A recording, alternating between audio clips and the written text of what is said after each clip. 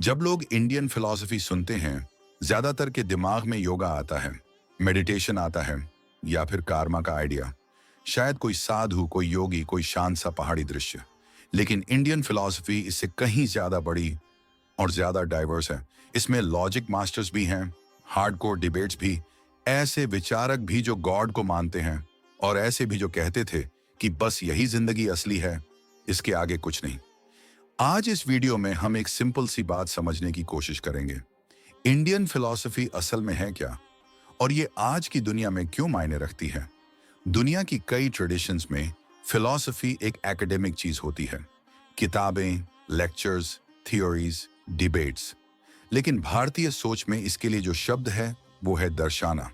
दर्शाना का मतलब है देखने का तरीका, ए वे ऑफ सीइंग। मतलब इंडियन फिलॉसफी सिर्फ थ्योरी नहीं है, ये एक नजर है, एक रास्ता है, जिंदगी को, सफरिंग को, रियलिटी को समझने का तरीका है।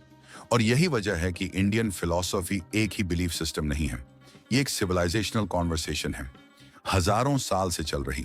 कुछ स्कूल्स भगवान को मानते हैं, कुछ परमानेंट सोल को ही रिजेक्ट कर देते हैं, कुछ कहते हैं दुनिया बिल्कुल रियल है, कुछ कहते हैं पूरा वर्ल्ड इल्यूजन है, और कुछ कहते हैं भाई बस दिस वर्ल्ड ही रियल है, बाकी सब कॉन्सेप्ट हैं।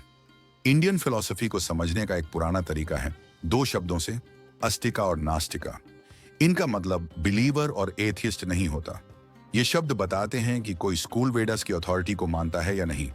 अगर मानता है तो अस्तिका, नहीं मानता तो नास्तिका। बस इतना सिंपल। एस्टिका यानी क्लासिकल स्कूल्स में 6 बड़े सिस्टम्स आते हैं। न्याय, लॉजिक और रीजनिंग का महारथी। वैशेषिका, एटमिज्म और रियलिटी की कैटेगरीज। समख्या, कॉन्शियसनेस और मैटर की ड्यूअल थ्योरी। योगा, माइंड की साइंस और मेडिटेशन का डीप सिस्टम। पूर्व मीमांसा, रिचुअल, लैंग्वेज और एक्शन की फिलॉसफी। और वेदांता, उपनिषद से निकला एक पूरा फिलोसॉफिकल यूनिवर्स। अद्वैता से लेकर विशिष्ट अद्वैता और द्वैता तक। नास्तिका साइड पर हैं इंडिया की बहुत इन्फ्लुएंशियल फिलॉसफीज।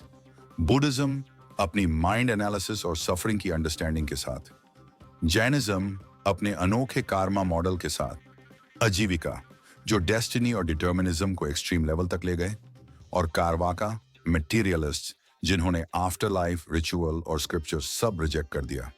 इतने डिफरेंसेस होने के बाद भी इंडियन ट्रेडिशंस कुछ कॉमन सवाल पूछते हैं। मैं कौन हूं? आत्मा है, नहीं है, बदलती रहती है, रियलिटी क्या है, ब्राह्मण है, शून्यता है, एटम है। सही नॉलेज कैसे मिले? परसेप्शन से, इन्फ्रेंस से, टेस्टिमोनी से। और सबसे बड़ा सवाल, सफरिंग क्यों है और इससे मुक्ति कैसे मिलती है? इन सारे सवालों के जवाब हर स्कूल अलग देता है, और यही डाइवर्सिटी इंडियन थॉट की सबसे बड़ी खूबसूरती है। यह समझना भी जरूरी है कि इंडियन फिलॉसफी सिर्फ हिंदू फिलॉसफी नहीं है, यह पूरा सब कॉन्टिनेंट एक बड़ा सा मेल्टिंग पॉट रहा है। वैदिक traditions, Buddhist monks, Jain thinkers, Sikh philosophy में एक ओंकार और हुक्म जैसे कॉन्सेप्ट्स, ट्राइबल और फोक कॉस्मोलॉजीज जो और भी पुराने हैं, सूफी सेंट्स और पोएट्स, और लोकल विलेज ट्रेडिशंस, ये सब एक दूसरे को इन्फ्लुएंस करते रहे, चैलेंज करते रहे, कभी अग्री कभी डिसअग्री। इंडियन फिलॉसफी कोई सीधी लाइन जैसी नहीं है, ये एक नेटवर्क है आर्ग्यूमेंट्स और डायलॉग्स का। अब सवाल आता है, ये सब आज क्यों इंपॉर्टेंट है? क्योंकि ये आइडियाज आज भी हमारे सोचने के तरीके को शेप करते हैं।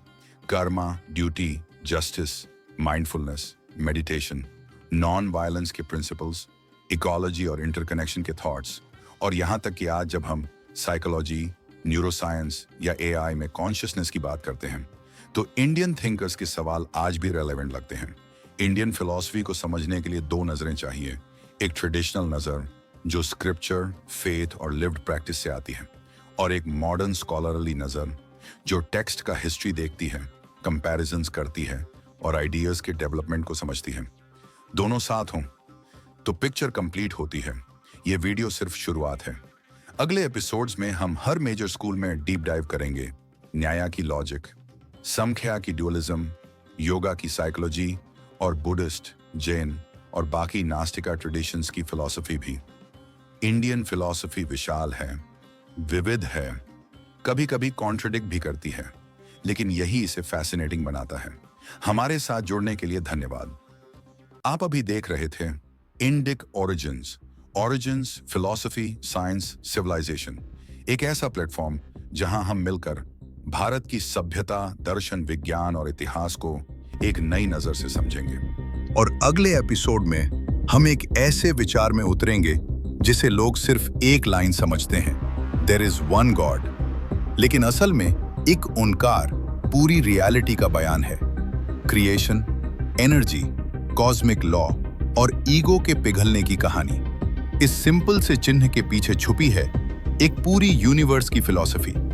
स्टे ट्यून्ड फॉर एक ओंकार, सिखिज्म्स विजन ऑफ रियलिटी।